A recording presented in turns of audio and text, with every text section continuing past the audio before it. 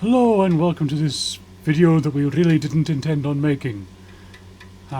This is Hans Murphy from Modesto, California. I'm here with, this is the Murpha. So this week I was planning on doing another Murpha's Music Reviews, but we got some rather unfortunate news. Someone who we have featured on the show several times, Ozzy Osbourne, has unfortunately passed away.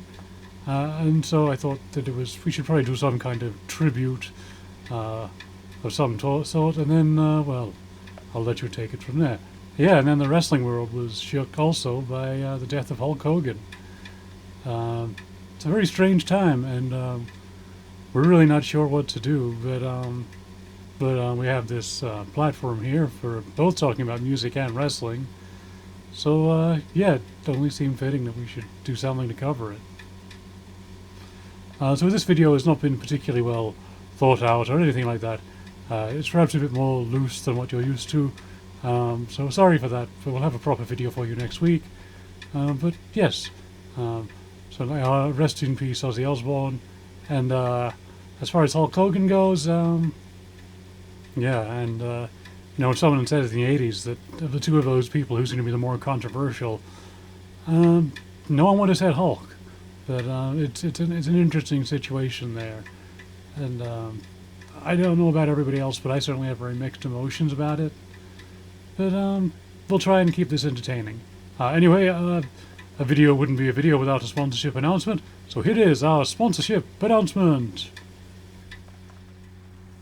All Murphaverse programming is brought to you by Home for the LD Lee. They sell laserdiscs, HD DVDs, and CDs. And regular viewers of our content can use the code MURPH to get 20% off of their order.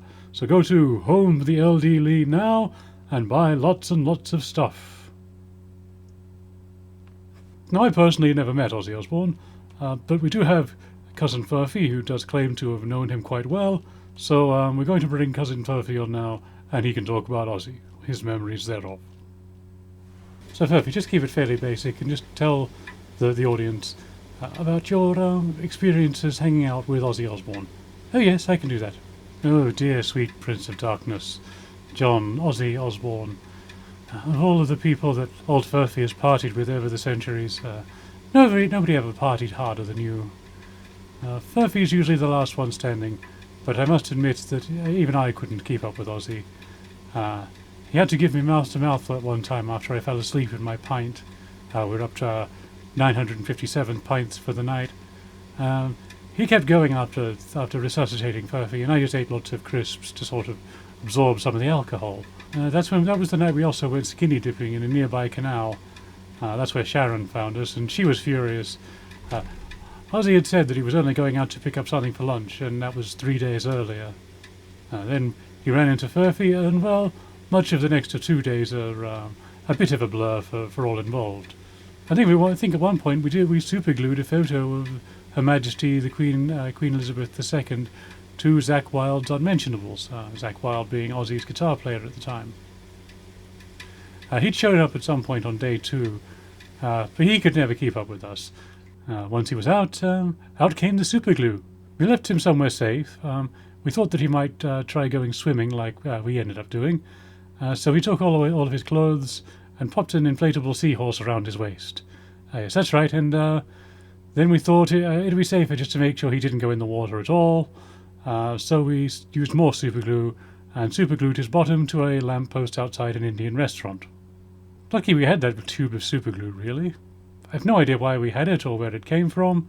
I think we may have visited some sort of arts and crafts shop at some point. There was a trail of glitter and sequins that sort of mapped out our journey when we sobered up the next day.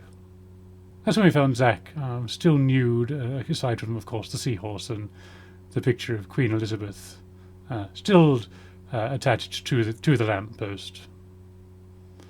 I think someone had poured a curry over his head. It may have been already digested. That was really only one night with Ozzy. There were many stories, some of which are far too explicit to tell here. But it was often like this, and yes, this is really just one of many stories. Sharon did try and forbid Ozzy from seeing Furphy. She thought I was a bad influence.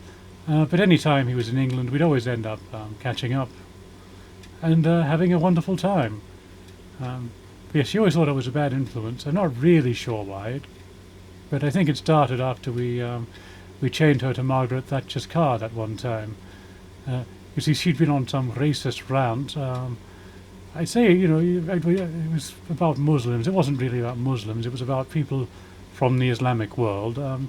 She said some rather unfavourable and uncharitable things, and so Ozzy and I thought, well, let's attach her to somebody that's got similarly vile views, and so we found some handcuffs and handcuffed her to the back of Mrs. Thatcher's car. We weren't to know that she was about to go from London to Aberdeen that day. Otherwise, we'd have given her a warm jacket. But yes, it was probably a very long walk for her that day, at quite a speed. Well, that certainly is an interesting story, Furphy, and thank you for telling that. But seeing as though while we're here, do you have any stories about Hulk Hogan, who we're also sort of talking about this week? Yes, I think I might have one. Okay, well, could you tell that, please? Okay. For legal reasons, Cousin Furphy has never met Hulk Hogan. Furphy, that's never stopped you before. Oh yes, but this was a doozy. No, yeah, even in the event of his death, I'm not allowed to go into those details. Interesting though they are. Okay, then I guess we should sign off.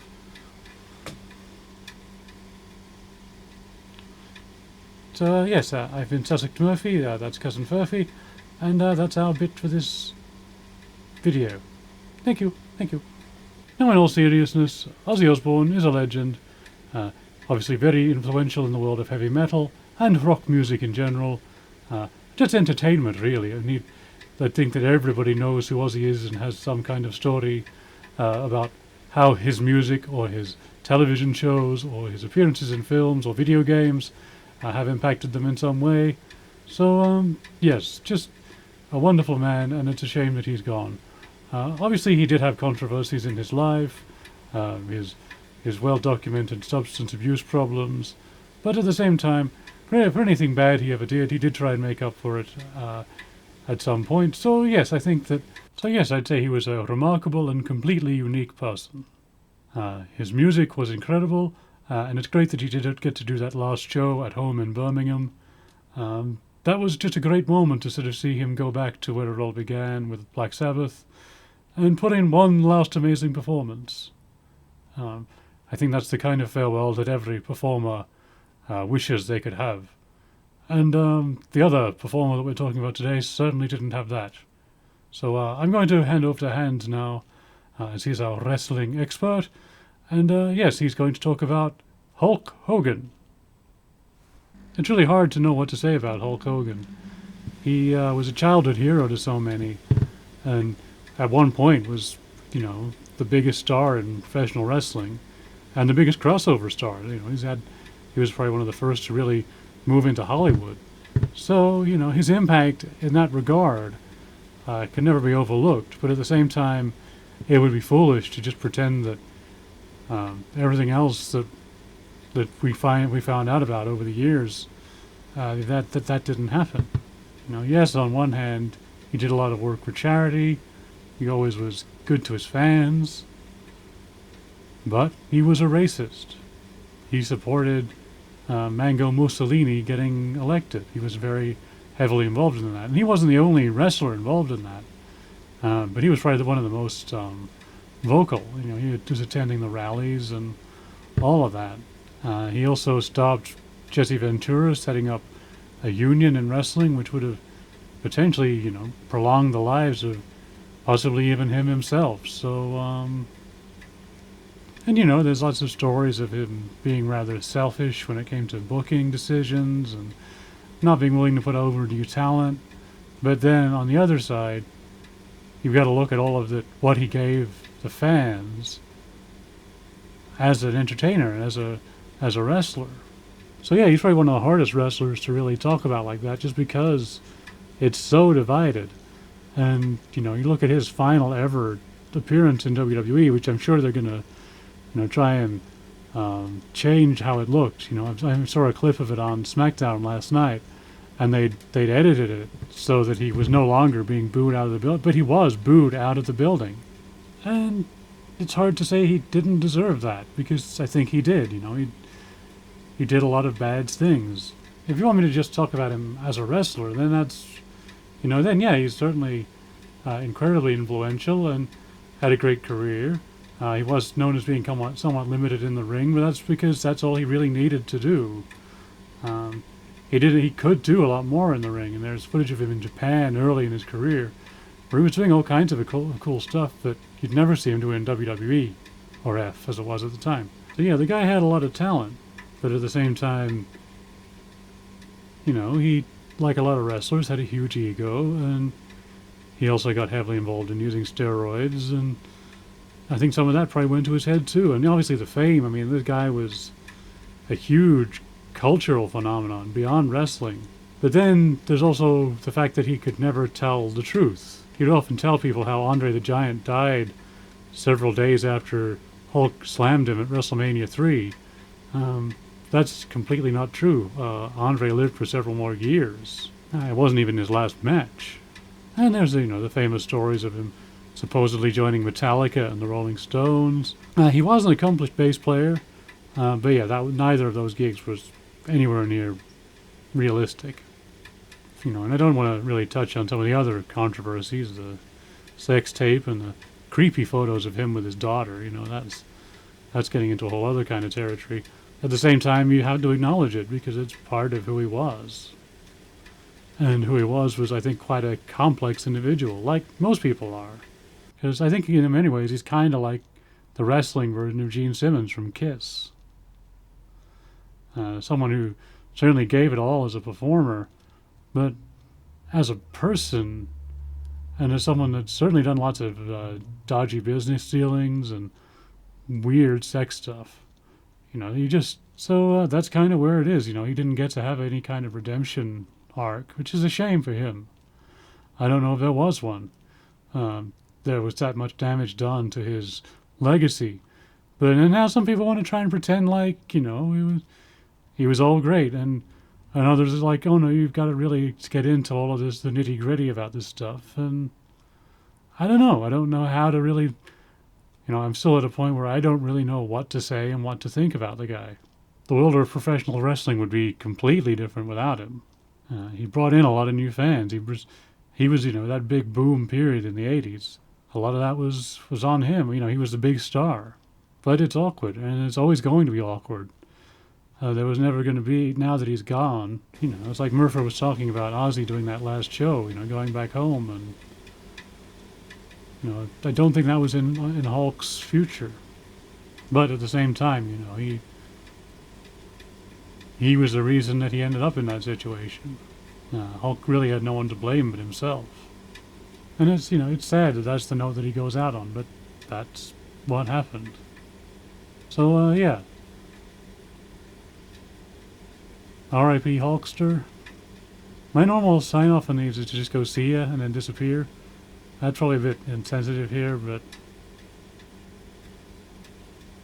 See ya. Well, thank you, Hans, for all of that. And thank you very much to all of you watching this, and we're sorry we didn't have a proper video for you this week. We will have one next week. Until then, don't forget to check out our website. Don't forget Home for the LD Lee. Like, comment, subscribe if you want. If you don't want, then don't. And just maybe join us next week for a proper video.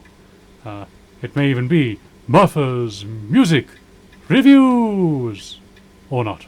We haven't decided yet.